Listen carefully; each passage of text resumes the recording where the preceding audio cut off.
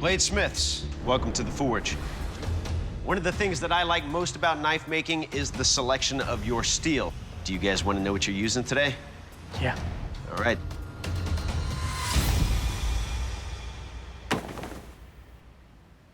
We've got every type of steel you can possibly imagine, from 1095 stock steel to 52-100 ball bearings.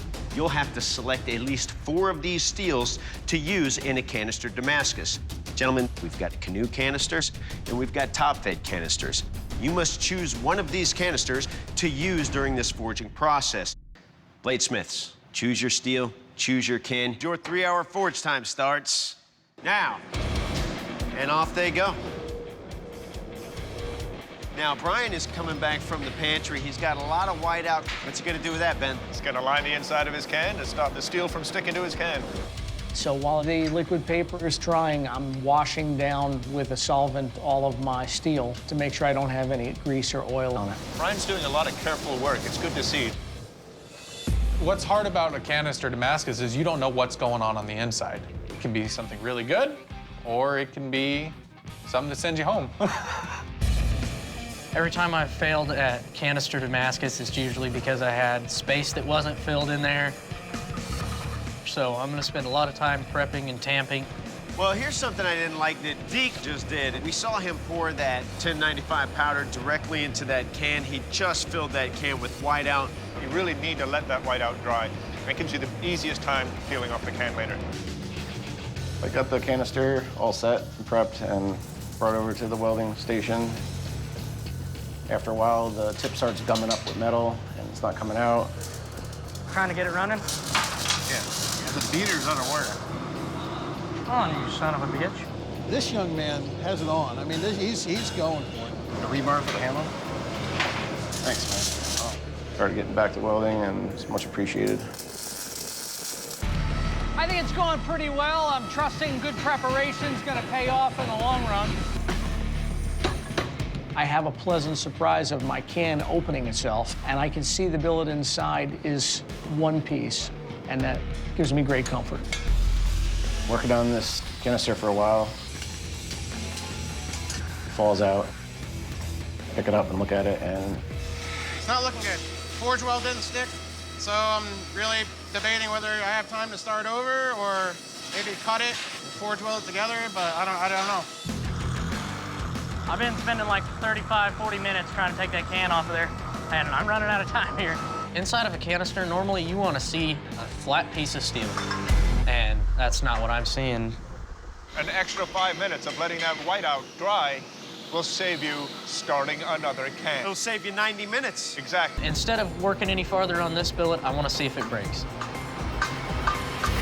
Oh, and then Deke's billet just snapped in half.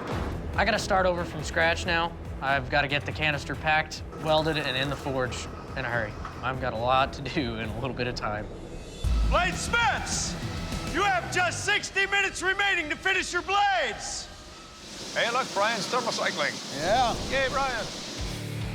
With all these different metals in one billet, it's a really good idea. I am having a blast. I haven't sweat this much and had this much fun since I vacationed in Florida.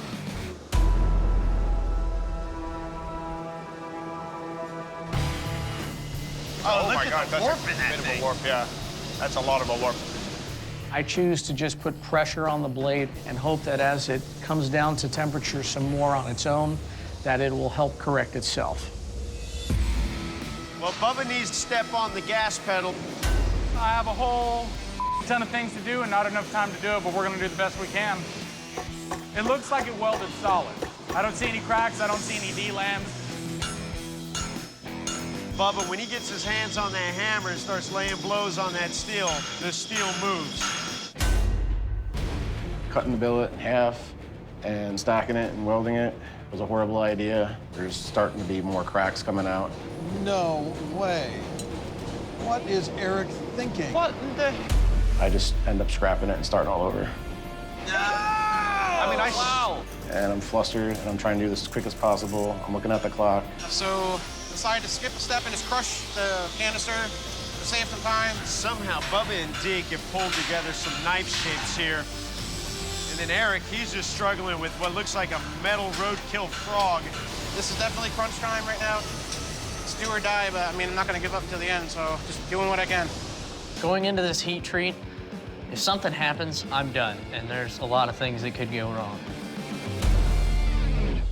I didn't hear any cracks or tings. That looks pretty straight to me. 5, 4, 3, 2, 1. Bladesmiths, stop what you're doing. This first round of competition is over. This was a pretty tough challenge. It definitely tested me pretty good, but I think I did my best, and I think I got a good chance.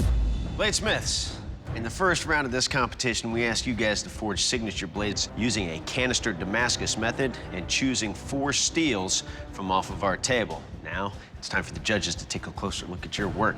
Bubba, you're up first. Please present that blade to the judges. What I like is the fact that you had a billet that failed. You went on to do a second canister, and you did a great job. I was worried that since you had put whiteout in that canister, but then forged the entire thing together, that you would have some delaminations, and that's probably where some of that's coming from.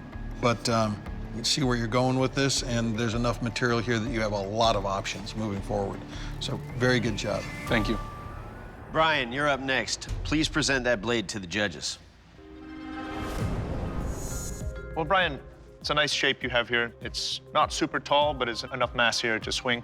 But there's a pretty significant warp to the blade. It seesaws. You know, we've seen warps take people out of the apple slice. The rest of the steel seems pretty solid. So, well done. All right, Deke, please present your blade to the judges. I really like the shape that you have here. It's an aggressive point to that. You got a nice trailing edge over there to cut. The thing is, your handle is a little bit on the smaller side right here at the waist. Just think about the comfort when you build this up to move forward in the handle. Sure. Eric, you're up. Please present your blade to the judges. Well, Eric, I've been there. I know how stressful this can be, and I think we both know this isn't a knife.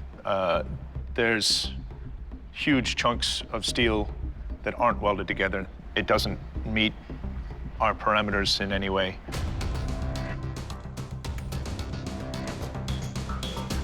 Eric, unfortunately, your steel is not a blade. For that reason, I have to ask you to please leave the forge. I should have not chased problems and just abandoned ship and started over faster. And then I would have had more time to maybe complete a knife.